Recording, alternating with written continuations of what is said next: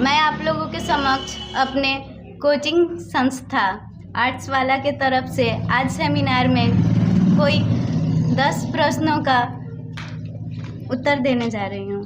पहला प्रश्न, चंद्रगुप्त मौर्य के जीवनी एवं आक्रमणों का वर्णन करें। चंद्रगुप्त मौर्य मौर्य संस्थापक के महान शासक थे। ऐसा कहा जाता है कि उनके जाति, जन्म, वंश का कोई सही जानकारी का अभाव था। कुछ इतिहासकारों के अनुसार ये कहा जाता है कि वे निम्न थे, तो कुछ के अनुसार ये कहा जाता है कि वे क्षत्रिय थे। बौद्ध ग्रंथों के अनुसार ये कहा जाता है कि वो मौर्य क्षत्रिय वंश से थे, क्योंकि उनके पिताजी मौर्य नगर के प्रमुख थे। एक युद्ध के दौरान उनकी मृत्यु हो गई। पिता की मृत्यु के पश्चात चंद्रगुप्त मौर्य की माता अपने भाई के पास पाटलिपुत्र चली गई, जहां उनका जन्म हुआ। वहां जन्म के पश्चात उनका लालन पालन पहले एक ग्वाले ने किया, फिर एक शिकारी ने किया।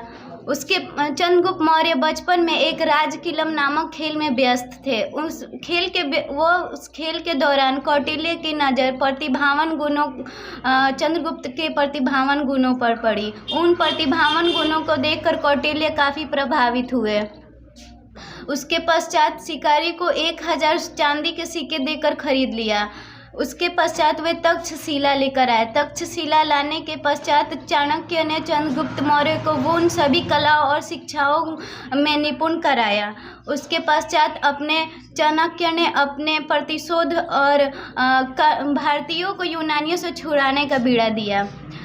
चंद्रगुप्त मौर्य के आक्रमण सबसे पहले यूनानियों से भारत को छुड़ाया, फिर उसके पश्चात मगध में जाकर उस समय मगध का शासक नंदवंशीय घनानंद था।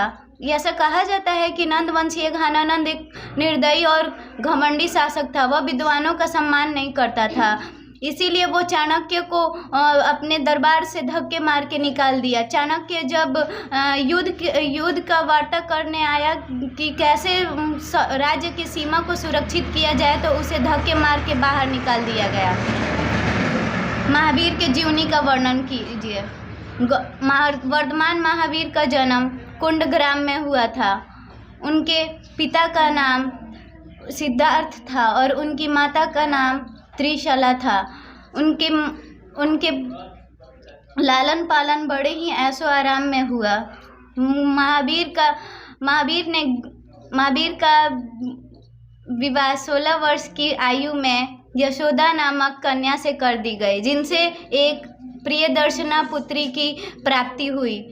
फिर भी वो सखी गृहस्थ जीवन में व्यस्त रहने के पश्चात भी वे खुशी नहीं रहते थे। इसके पश्चात अपने माता पिता के मृत्यु के पश्चात वे अपने बड़े भ्राता नंदीवर्धन की आज्ञा लेकर गृह त्याग कर दिए। गृह त्याग के पश्चात वे वस्त्र भी त्याग कर दिए। उसके पश्चात वे कष्टमय जीवन व्यतीत करने लगे।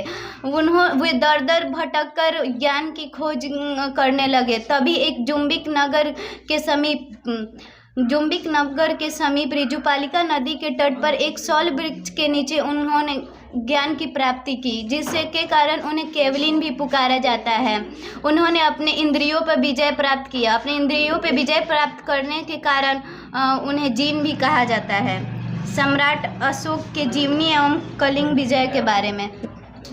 सम्राट अशोक महानतम शासक थे। वे बिंदुसार के पुत्र थे और उन्होंने अपने पिता के राज्य के समय ही वे अवंती के उपराजा बने थे। ऐसा कहा जाता है कि चंद्रगुप्त मौर्य अपने राज सिंहासन को प्राप्त करने के लिए 99 भाइयों का वध किया। कुछ इतिहासकारों के अनुसार उन्हें चंड अशोक भी कहा जाता है।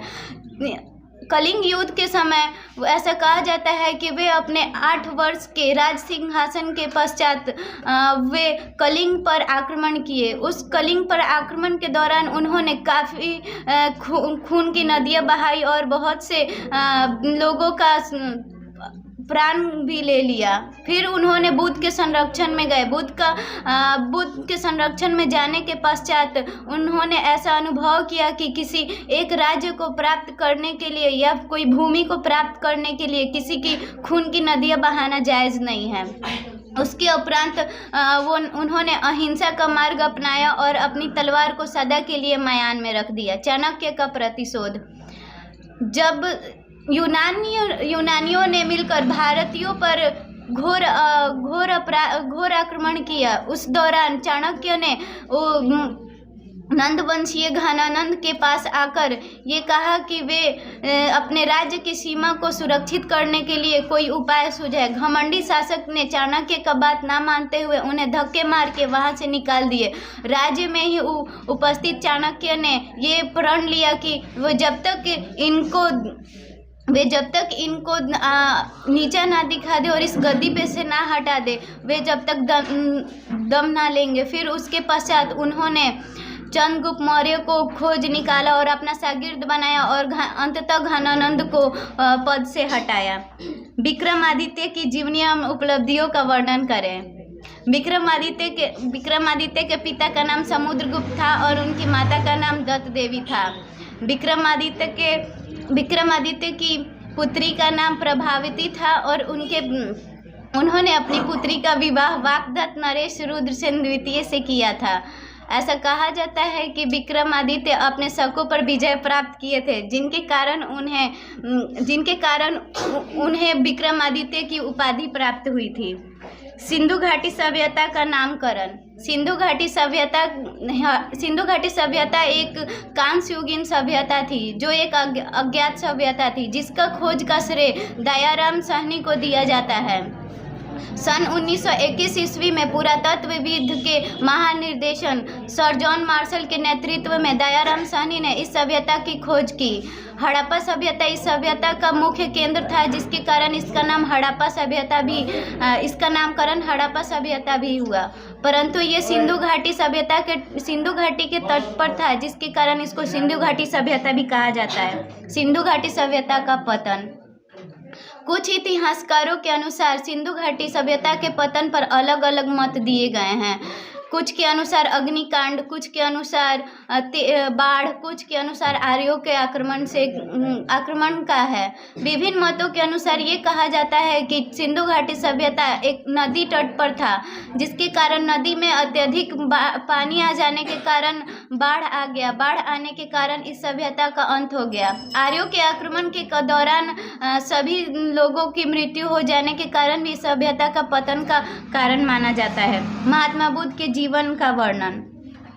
गौतम बुद्ध का जन्म लुम्बिनी वन में हुआ था। उनके पिता का नाम सुधोधन था और उनकी माता का नाम महामाया था।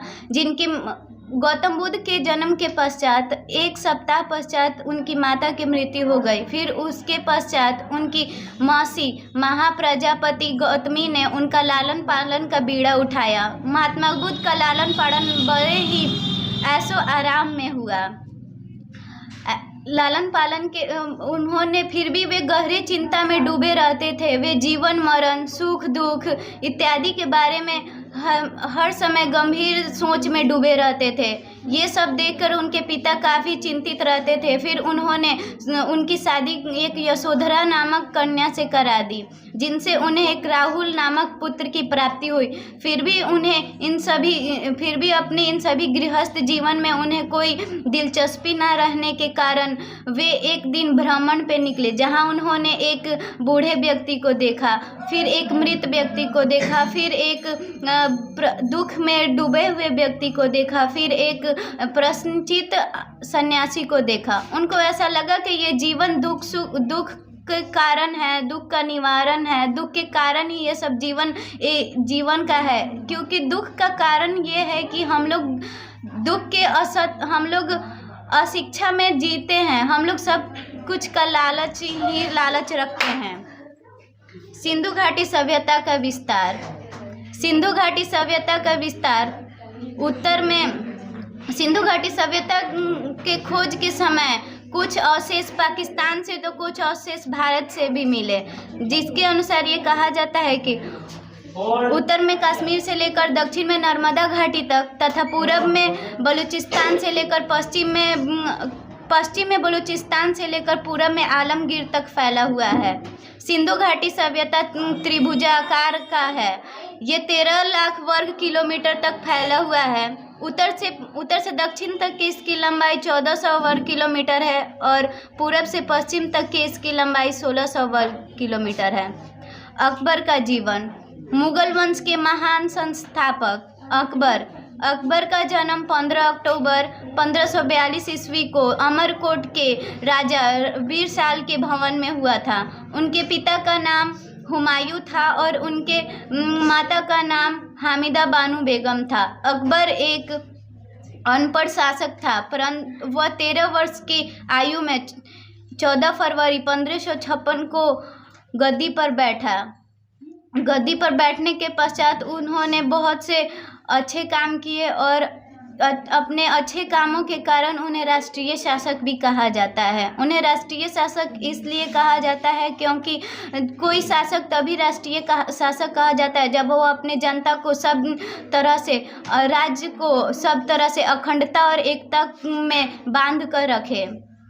अकबर ने 1562 ईस्वी में दास प्रथा, 1563 ईस्वी में तीर्थ यात्रा कर और 1564 ईस्वी में जजिया कर को हटाकर एक भारी समस्या से जनता को राहत दिलवाई।